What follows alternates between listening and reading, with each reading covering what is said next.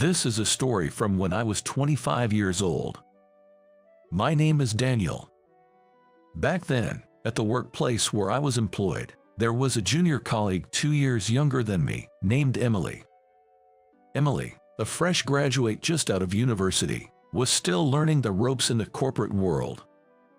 I was assigned to be Emily's mentor. However, I was only in my second year at the job. Since no new recruits had joined the previous year, I had been the most junior employee until very recently. Although I had become quite accustomed to my own work, teaching someone else proved to be quite a challenge. I struggled a lot with mentoring my junior colleague. Moreover, Emily was a rather outspoken junior. In the first week, she listened obediently, but as she got a bit more comfortable, she started teasing me, even though I was her senior. "Hey, Daniel, you're pretty good at teaching today. Your way of explaining things was really good." Such teasing became a part of our daily routine.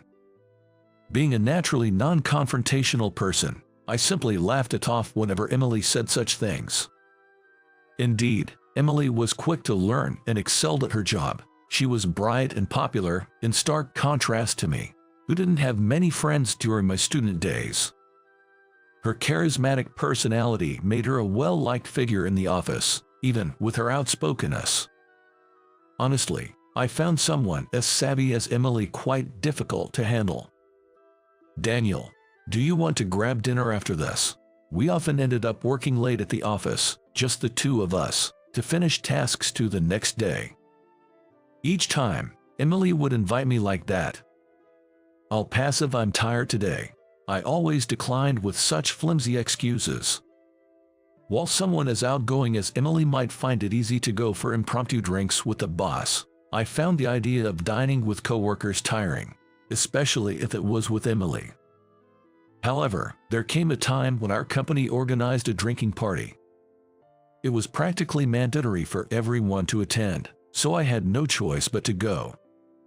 While my colleagues were whooping it up, I was off to the side, quietly enjoying my barbecue alone. Fortunately, since I was sitting at the end of the table, I felt relieved knowing that my lack of participation in a conversation wouldn't spoil the mood too much. Little did I know, that was a naive assumption.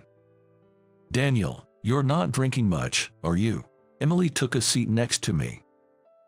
"Geez." Already tipsy, Emily, holding an orange cocktail, started chatting with me. I can only imagine how annoying she must be when drunk, given how loud she is when sober.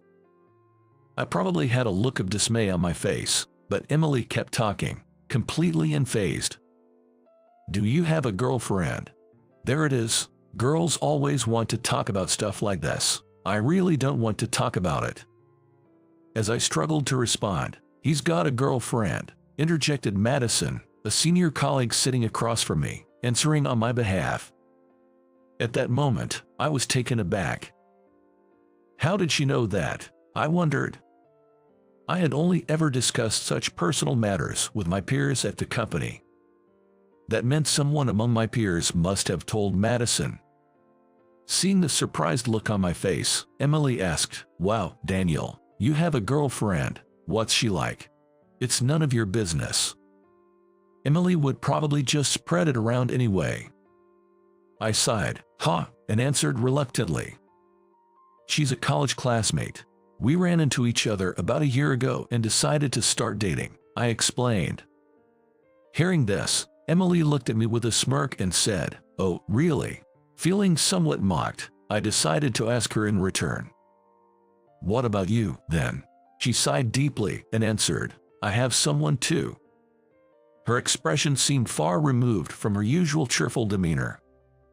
I was curious about why she looked that way, but just then, Emily received a phone call and had to step away. "She's like a whirlwind," I thought, taking a moment to breathe.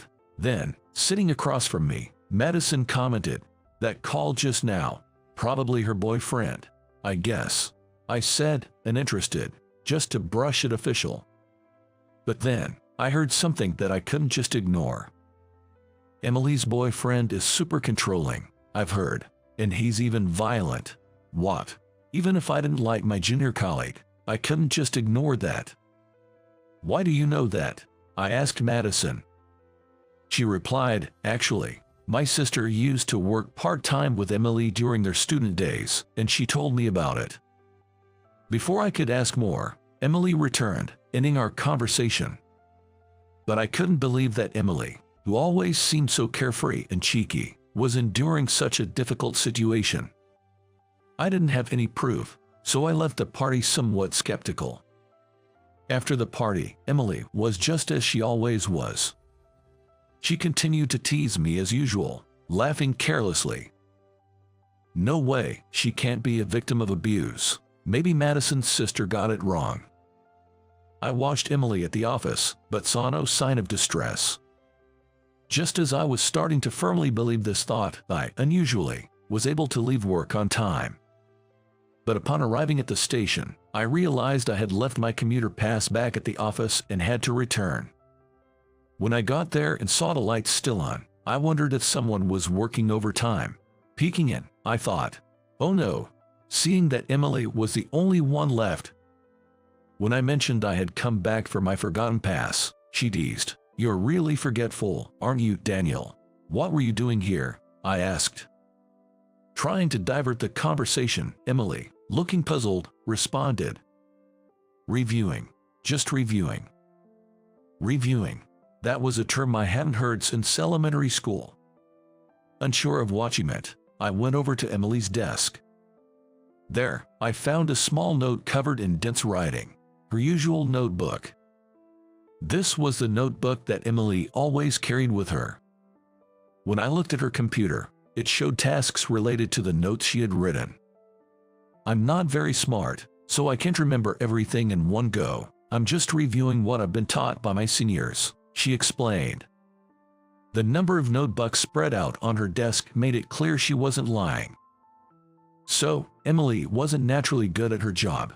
She had been secretly working hard to become competent. And there I was, unfairly assuming she was just flaunting her abilities. Suddenly, I felt sorry for how I had thought of her. "So, do you think I'm cute and admirable now?" Emily asked, laughing. Despite everything, she still managed to irk me a bit. "There's no way that's true," I blurted out, getting a bit heated. Suddenly, Emily's usual smile vanished.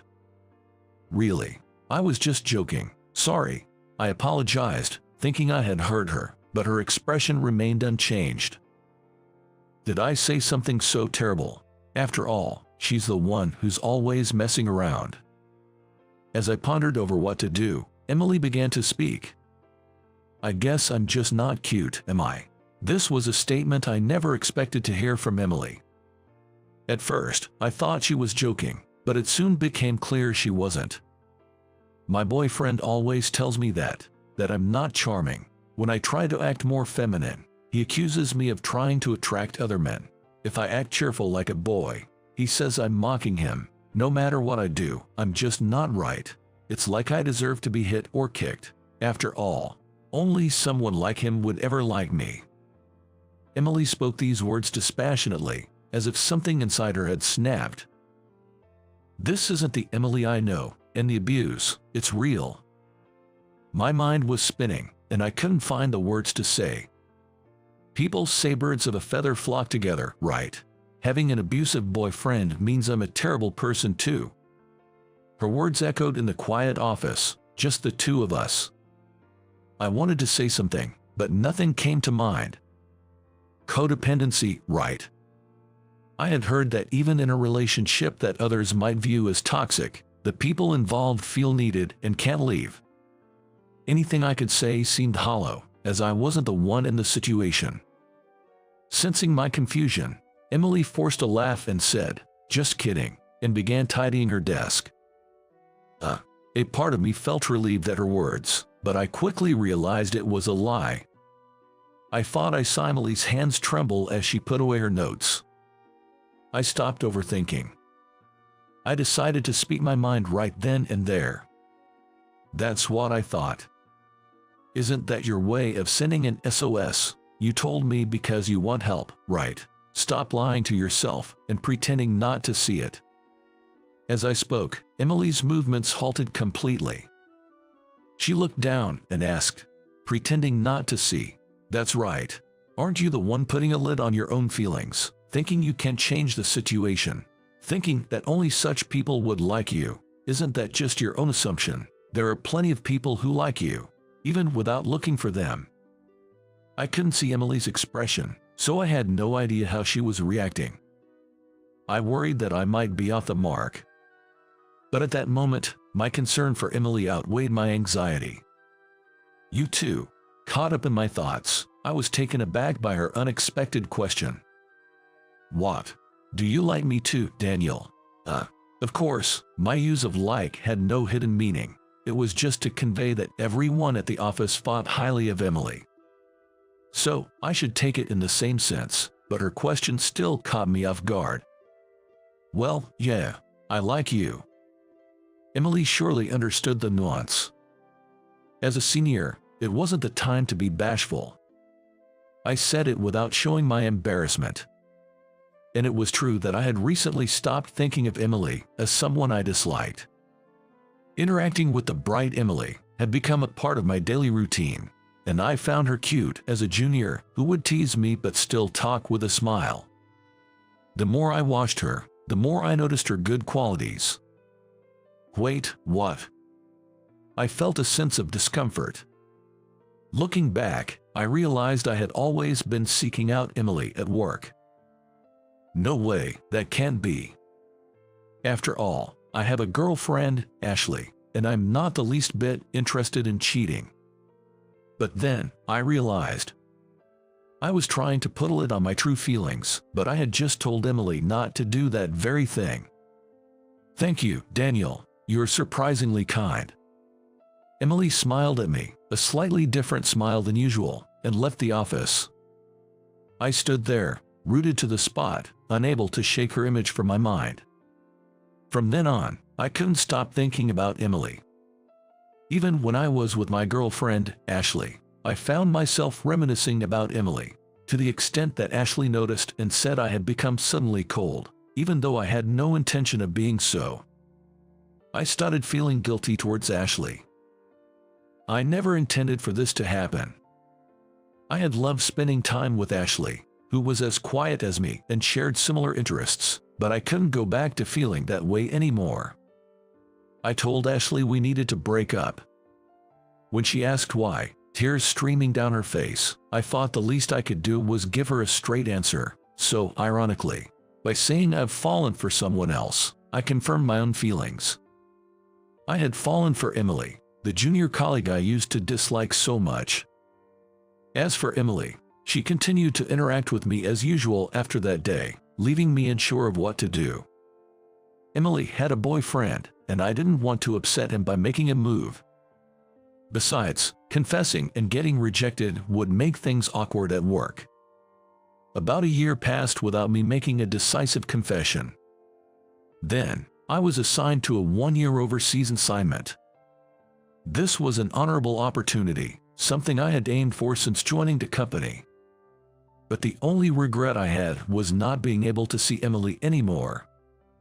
However, lacking courage, I left for abroad without confessing to Emily, maintaining our unchanged relationship of a cheeky junior and a hesitant senior.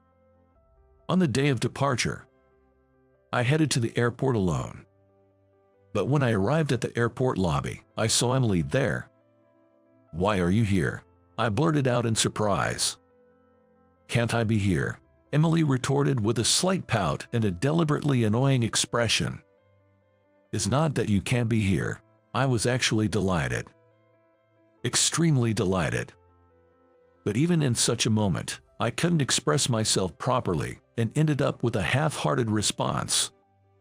"Without you, Daniel, I'll have no one to tease. It'll be boring. I'll miss having a cheeky junior like you too." Even at the very end, I found myself saying such things. Can't I just say thank you for coming? Despite my feelings, time was ticking closer to my flight. Well then, I should go. As I stood up from my chair, Emily, with her usual bright smile, said, "Safe travels." The moment I saw that smile, I was overwhelmed with an indescribable sense of affection. I couldn't bear the thought of not seeing that smile anymore. I wondered if she had broken up with her boyfriend, if she was no longer in pain. There were still so many things I didn't know about her, even though she was right in front of me, but if I could protect her with my own hands. I felt like I had finally uncovered the true feelings I had been hiding deep in my heart. With that realization, I couldn't hold back any longer and blurted out, "I like you." Emily's eyes widened in surprise. If Emily feels the same way, if she still feels the same after a year, I hope she'll be waiting here for me. Having said that, I suddenly felt embarrassed and, without waiting for Emily's response, departed for my overseas journey. As time passed, I often berated myself, thinking, why did I say that? Maybe I freaked her out. Did she think I've been watching too many dramas? But time flies. Working hard overseas, a year passed before I knew it. And finally, the day of my return arrived. I went to the promised place, but nobody was there. Of course, she wouldn't be. I felt embarrassed for having hoped. Just as I was about to head home alone with that thought in mind, "Daniel," I heard a familiar voice calling from behind. Turning around, there was Emily. Her shoulder-length bob had grown to collarbone length, giving her a more mature appearance. I was surprised at how my heart raced. Unable to speak due to a mix of emotions, Emily teasingly asked, "Did you think I wouldn't come?" I nodded honestly. "I like you too, Daniel. Probably even before you did. So, the moment you said those words, I decided to be here today." Emily's smile was the same one I had found so endearing that day, and I felt tears of relief welling up, knowing I was back and our feelings had connected. Emily, as usual, laughed and teased me even as I cried, but I had come to find even those moments blissful. It seems I've completely fallen for her. While I was abroad, Emily had confronted her feelings and broken up with her boyfriend. She believed in my words that many people like you and, with the help of friends, was able to part ways amicably. Emily often thanks me for those words I struggled to say, but it's her brightness and straightforwardness that have been saving me every day. I feel like even I've become brighter, a far cry from my once cynical self. It's an incredible gift in return. Being so different, perhaps it's our contrasting traits that draw us together, leading to happy days. The day Emily bravely opened up to me. The coincidence of me returning for something I had forgotten. And tracing it all back, the fact that we joined the same company. All these encounters have shaped us into who we are today. Despite the pain and hurt along the way, my wish to make Emily happy is more certain than ever. 2 years have passed since then, and today is our wedding day. And now, we're about to become husband and wife.